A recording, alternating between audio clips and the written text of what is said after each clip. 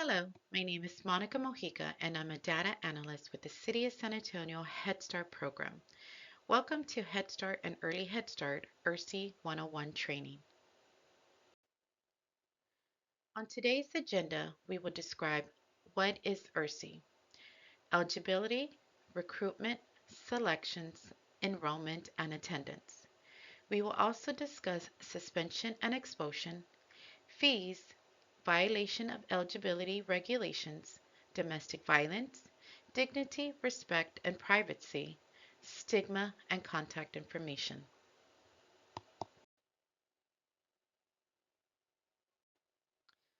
Okay, let's get started. What is ERSEA? ERSEA is an acronym used in Head Start that stands for Eligibility, Recruitment, Selections, Enrollment, and Attendance. It refers to the process and systems we use to determine eligibility, enroll children, and track attendance. The first E in ERSEA stands for eligibility, which is the first step and key component in ERSEA. Head Start eligible means a child who meets the requirement for age and one of the eligibility criterions. Program staff must conduct an in-person or telephone interview with each family when determining eligibility. Staff will verify age, income, and address and must also create an eligibility determination record. Age requirement. The Head Start program services children 3 to 4 years old. Children must be 3 years old prior to September 1st. The Early Head Start program services infants and toddlers from 6 weeks to 35 months.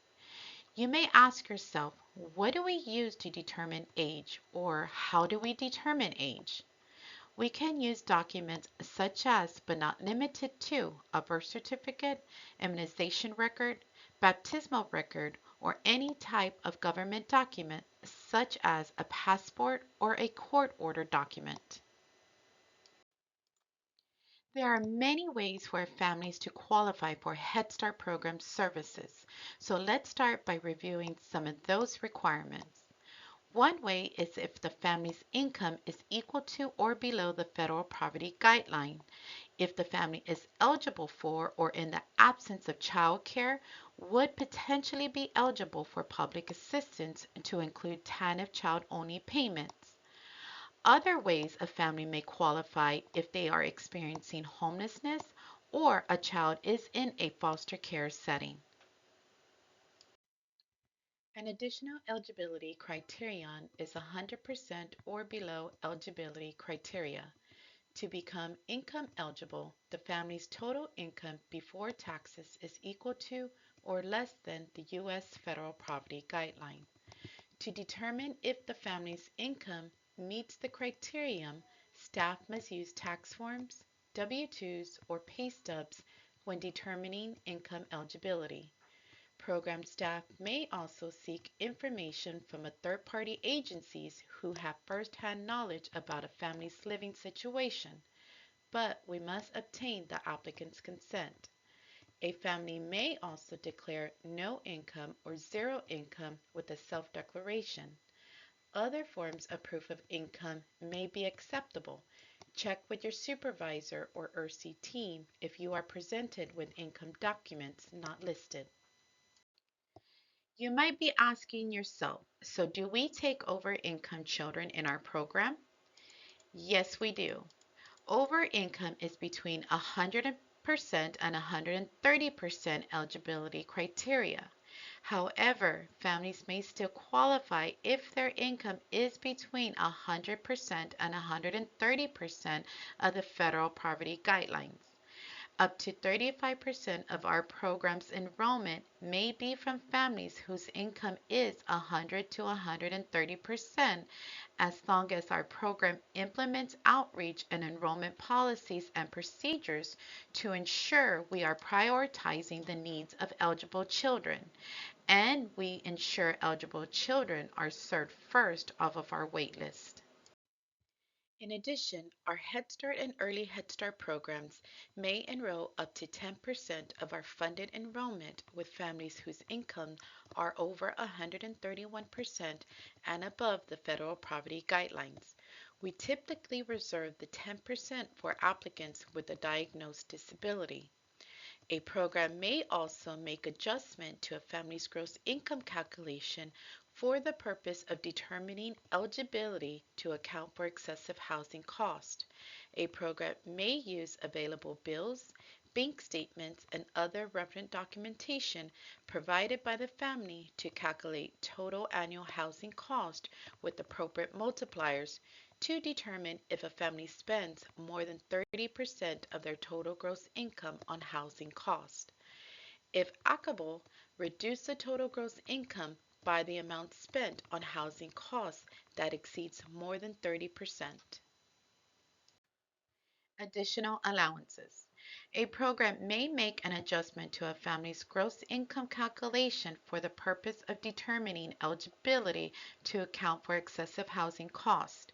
A program may use available bills, bank statements, and other relevant documentation provided by the family to calculate total annual housing costs with appropriate multipliers to determine if a family spends more than 30% of their total gross income on housing costs, and if applicable, reduce the total gross income by the amount spent on housing costs that exceeds more than 30%.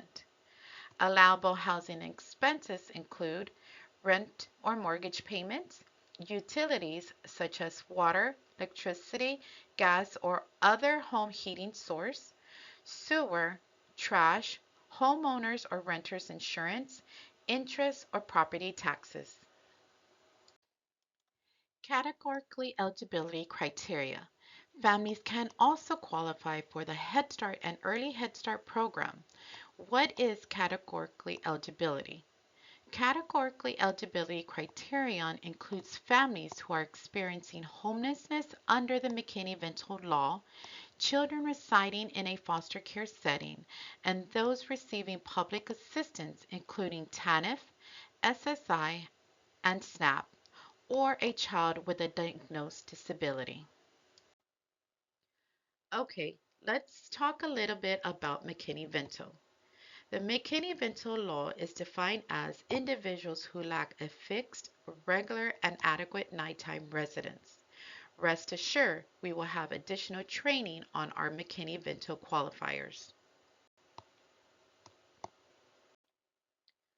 Next, we have foster care. Foster care is defined as a 24-hour substitute care for a child's placement away from their parents or guardians, and whom the state agency places care and responsibility. This includes, but is not limited to, placement in foster family homes, foster homes of relatives, group homes, emergency shelters, residential facilities, child care institutions, and adoptive homes. Next, we have public assistance. Public assistance includes families that are eligible for or in the absence of childcare would be potentially be eligible for public assistance, including TANF, which is temporary assistance for needy families, TANF child only payments, SSI, supplemental security income, and SNAP, supplemental nutrition assistance program. So how long are children eligible for our program? If a child is eligible and is participating in the Head Start program, the child will remain eligible through the end of the succeeding program year. All third-year Head Start participants must reapply for services. If a child is enrolled and participating in the Early Head Start program, the child will remain eligible through the end of the succeeding program years until the child can transition to a kindergarten program. If a child moves from the Early Head Start program to a Head Start program, we must re-verify the family's eligibility. Now, let's move to the R in ERSEA. R is for recruitment. who is responsible for recruitment in Head Start and Early Head Start program? Everybody. That includes you. As a Head Start employee, we must actively inform all families with eligible children of the availability of our amazing program services. Not only do we encourage families to complete applications, we also assist with removing barriers to help the families complete the application. Our program makes special efforts to locate and recruit children with disabilities through the early childhood interventions, families experiencing homelessness through local shelters, and children who are in foster care. Recruitment is all year round with efforts intensifying in January as we prepare to enroll children for the next program year.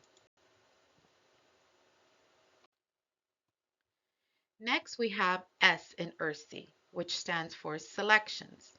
A selection criteria is developed with information that is provided in our community assessment and is used to identify children who are in most need.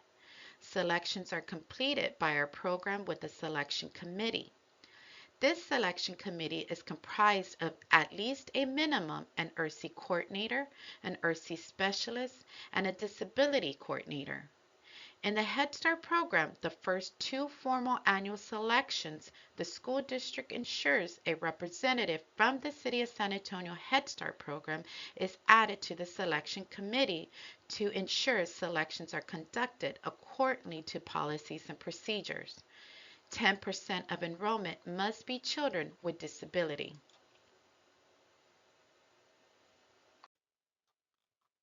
The second E in ERSEA stands for enrollment. For the Head Start and Early Head Start program, we must maintain 100% of funded enrollment at all times. When a child departs from our program, we have 30 days to fill the vacancy. A child may remain in Head Start for a third year provided that the family's income is re-verified. Prior to enrollment, our family support workers meet with the selected families to formalize enrollment forms, such as consent for services, and to ensure they are ready to begin their first day of school. Lastly, we have A in ERSEA, which stands for attendance. Head Start and Early Head Start programs must track attendance. Our programs must also ensure that children are safe when they do not arrive at school. After 1 hour of our program start time, our family support workers must attempt to reach out to families whose child is unexpectedly absent. Our program must also analyze individual attendance within 60 days to identify children at risk of missing 10% of the program year. It will be at this time that we will work with families to implement strategies which promote regular attendance for each child. Our federal standards state that our average daily attendance must be at 85% or higher. Head Start and Early Head Start is a school readiness program, so attendance patterns and good attendance is crucial for the development of the child and success in the preceding school years. We have wrapped up the basic ERSEA 101 and we will now move on to a few other items. Let's start with suspension and expulsion. Under suspension and expulsion, a program cannot expel or unenroll a child from Head Start because of a child's behavior. When a child exhibits persistent and serious behaviors that challenges us, a program must explore all possible steps and document all steps taken to address such problems and facilitate the child's safe participation in the program. Educational service providers are prohibited from suspending or expelling a child in Head Start or Early Head Start. Any exceptions to this are done on a case-by-case basis and cannot be done in isolation. These exceptions must be approved by the City of San Antonio Head Start Administrator. Now, let's talk about fees. Our program does not charge eligible families a fee to participate in the Head Start and Early Head Start program. This also includes special events such as a field trip. Fees cannot be in any way a condition for an eligible child's enrollment or participation in the program under any circumstances. Violation of eligibility determination standards. The City of San Antonio Head Start and Early Head Start program has zero tolerance for any violation of eligibility determination. For Head Start and Early Head Start staff enrolling an ineligible applicant, violating federal and program eligibility, providing false information or documentation can result in termination of employment. For families providing false information or documentation, applicants could be removed from the program. Our program serves a very vulnerable population. Some Head Start families are likely feeling high levels of stress. Families may be struggling to pay rent or other household expenses. They may also have difficulty providing regular meals for their family. Increased stress related to these and other challenges may increase the risk of domestic violence in the home. Exposure to violence can harm the child's emotional, psychological, and even physical development. Children exposed to violence are more likely to have difficulty in school, act aggressively, suffer from depression, and other mental health challenges. Families who are living in domestic violence situation are often isolated from friends and extended family. Many children and adults are afraid to ask for help. They may feel ashamed or fear that violence may get worse. They may feel like it is their fault. You can let them know that it is not their fault and that you are there to listen. Show that you care and want to help in any way that you can. Ask if it's a safe time to talk. If appropriate, ask whether there are immediate safety concerns. Connecting with you may decrease the family's feelings of loneliness or isolation.